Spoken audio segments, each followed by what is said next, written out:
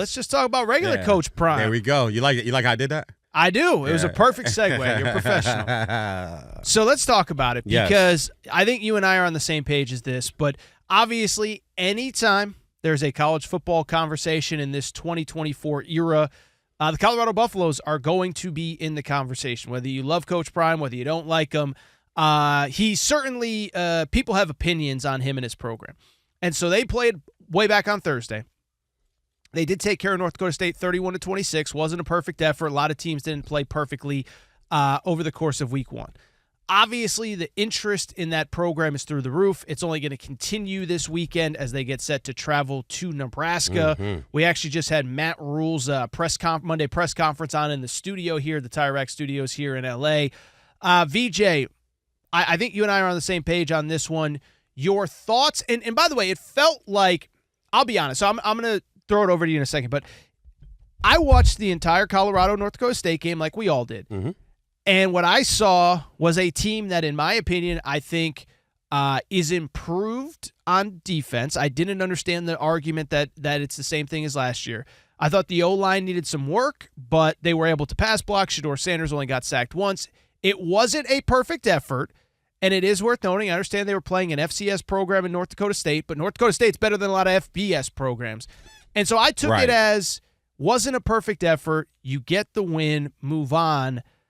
I was sort of surprised going on social media, seeing the number of people say, oh, it's the exact same thing as last year. They're going 4-8. They stink. What have you made of the coverage of the 2024 Colorado Buffaloes so far? A lot. And I'm just going to speak very candidly and just very straightforward as I normally do. This is just jealousy and hate. And I'm going to tell you guys why.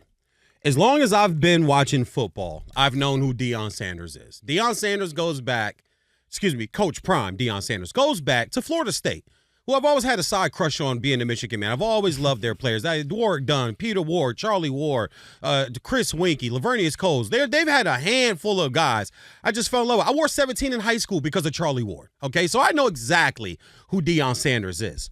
And then he goes to the NFL, and he becomes the most shut-down corner. And then he actually flipped the Super Bowl tide because he won one with San Francisco, right? He did. Then he was the number one free agent. Who did he sign with? The Dallas Cowboys. What did Dallas do the following year? They won the Super Bowl. That one move flipped the Super Bowl because who did Dallas lose to in the conference championship game the year before? The 49ers. That's how great this man was all the way to age 37 when he was still having pick sixes for the Baltimore Ravens and Ray Lewis playing back there with Ed Reed still doing the Deion dance, dropping to his knees, praising the Lord. So he goes off to Jackson State and he turns that thing around. Now, I will be honest. I did not like how he left the HBCU hanging because I'm connected to HBCUs, but I got over and got past it because at the end of the day, Deion has told us a bunch of times, this is a what, Aaron? This is a business. Sure. This is a business. And now he's gone to Colorado, and he's done what he was supposed to do. He had to get attention on the program, like all these coaches have to do when you take over a program that's been lying dormant for so long. You got to bring attention to it. It's not his fault that he can get the popular hip-hop artists and actors, and Dwayne "The Rock" Johnson showed up last year on game day and sat up on the stage with him and raved about how great everything was going on there. He did what he was supposed to do. I understand that they had a bad year last year, starting off 3-0 and then losing, 7 of their last 8 because they finished 4-8, right? Okay, fine. Offensive line was putrid last year. Deion Sanders was the most sacked quarterback last year. Their defensive line couldn't stop nobody. Hence, why you go hire a Hall of Famer, probably one of the best 1-0 techniques on the defensive line in the history of the game, and Warren Sapp to help fix that. Now what we're doing, Aaron, is we're just waiting for him to lose. Week after week, people just want him to lose. Why? Because Deion is unapologetically himself. And me as a guy that's the same way, I can identify with that. I don't have to do it the way you want me to do it. I don't have to speak the way you want me to speak. But I'm trying to figure out, what has he done wrong? The man is a man of God, man of Christ. He's a great father. Yep. Who wouldn't want their kid being the starting quarterback of a D1 Power 5 program, throwing for 400-plus yards, and is going to be a top 5, top 6 NFL pick? This idea that this program, this is something that I heard said by multiple people. It feels like this program is set up to put the spotlight, right, on certain guys. Name me a program that's not. Michigan won the national championship last year. 13 players are starting and got drafted. Somebody name me 12 of them. Somebody name me 11. You can't. It was built around what? J.J. McCarthy, and Blake Corum. That was it. The year before that, who was it? Adam Hutchinson and Blake Corum.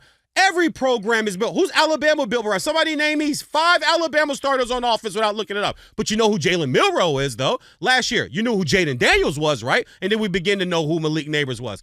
This idea, man, that this is so bad and Prime is so bad for the game and all the stuff that said, Aaron, honestly, it just comes down to me. It's haterism and jealousy. They don't want to see the man win because he's unapologetically him. He's not going to do it your way. He's going to do it his way, and I'm with that. Yeah, I think to me, I was thinking about this on the drive in. I think part of it is it's weird to me because the same people in the media that created completely unrealistic expectations last year are now the ones that are like, oh, I mean, same program as last year. It's like, yeah, but you were the one that was ungenuine. I don't know what the right word is, but you were like disingenuous. Like, I got you, brother. You know, they start 3-0, and I see people say, oh, well, I think they're beating Oregon, and it's like, I think they're beating USC. Could they make the playoff? And it's like, we all knew they weren't going to make the playoff because it doesn't matter how good Shedeur Sanders is and Travis Hunter is. It's a sport with 85 players. Yep.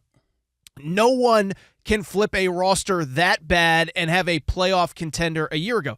So they were never a playoff contender. And if you take the context of they went from 1-11 to 4-8, by the way, played a bunch of close games. That's the other thing nobody talks about. They went from losing games by 30 and 40 points the year before to losing by a touchdown or 6 points or whatever. I think they had 4 or 5 losses last year by a touchdown or less. Should have beat SC. Should have beat SC. Should have beat SC. By the way, walk-off field goal against an Arizona team that won 10 games. Arizona has a walk-off. You could go on and on down the list. So it's like, so to sit there and say, oh, this team isn't what. Well, who made them out to be that? I didn't say, anyone with a brain didn't think they were a national championship. So and I think it's the same this year too. If you set the preseason goal of they should be improved, they should get to 6-6, 7-5, get to a bowl game, then I think they look like a team that will be 6-6 or 7-5 on Thursday night. If you were one of these people that is trying to claim that, they're a team that's good enough to compete at the highest level, they're not there. They might never get there. They won't be there this year. And so that's where it bothers me is you have the same people that basically built them up into something they never were a year ago, now trying to tear them down for being something that they never would have been. Yeah, and I'm with you on that, but that's what we're doing is they build you up to tear you down. This is what they do. But once again, Coach Prime's my guy. Shadir's my guy. Travis is my guy. I'm riding with Colorado. I don't know what they're going to be this year. I hope they get to 8 or 9 wins. I hope they get to a playoff because wouldn't we want to see that? Wouldn't you want to see Colorado sneak in as the 12th seed? And could you imagine the ratings of that game, of that playoff game, if Colorado slides in? As the 12th seed, like, hey, listen, I'm with it, man, because, like I said, I love unapologetically people. You don't have to make excuses for nobody. You don't have to be something that you're not. Prime has been that my whole life. All of us in this studio, you've never known Deion Sanders to be anything different than what he's being right now. You never. So why are we expecting him to be something different, and why the attack? That's my whole thing is he's a good guy. He's a good man. He's a good leader. Why are we attacking and trying to tear this guy down? But we'll let Nick Saban slide for ripping players and undressing players very demonstratively on the sideline in front of the national. The guy got mad because he got doused with Gatorade after winning the national championship game. Like, I mean, what are we doing? What are we doing, people? Tell you what, this will be an interesting week because they obviously play at Nebraska. The point spread, I think, was like 4.5. Like, it wasn't like a 9.5 point spread. Who you got? Throw it out there. I already got my pick. What's your pick? Give me Colorado by 2. A close game, but Shedeur and Travis make the plays. I ain't going to front. I like what Matt Rule is doing, though. I like what he's building there. And Nebraska deserves to have that back. Sure. I come from the era of Billy Sims. Me too. I come from the era of Tommy Frazier. I come from the era of Lawrence Phillips, okay? When they were running through people 400 yards on the ground a game every Saturday, 55-6, 63-0. I grew up in that era. But I think that Shedeur, the better players, Aaron, normally make the plays to win football games in the end, if games are close. So all I'll say give is me Colorado by 2. I haven't had much time to think about it. I do think I love the Dylan Raiola story, number 1 quarterback in America. His dad played at Nebraska. Sure. Going to Nebraska, to your point, I want to see Nebraska being good. Mm-hmm. The idea that in the second game of his career, and by the way, Colorado did improve that defense. And if you actually watch the game, the second half, they basically shut down North Dakota State until the final 3 or 4 minutes of the game. Made them change quarterbacks. Yes. And by the way, first half, they weren't terrible. They just kept committing dumb penalties at the worst possible time. Anyway, the point is, I think it's too obvious that Colorado's just going to go in and get beat, especially when we're talking about an 18-year-old quarterback, second career start.